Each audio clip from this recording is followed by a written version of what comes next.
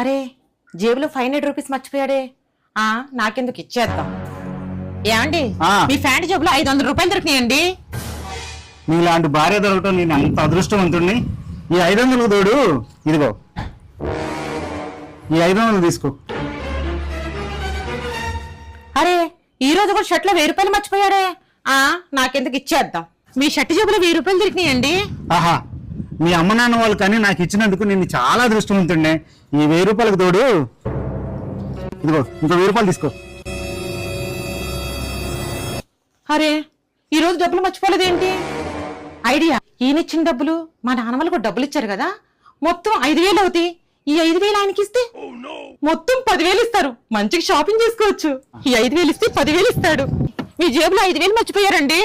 నా మతి మరుపు మండ. డబ్బులు 5000 అర్జెంట్గా అవసరం వచ్చినాయి. ఎక్కడ పడేసుకున్నానో అనుకున్నా. నా డబ్బులు నాకు ఇచ్చినందుకు థ్యాంక్ యూ సో మచ్.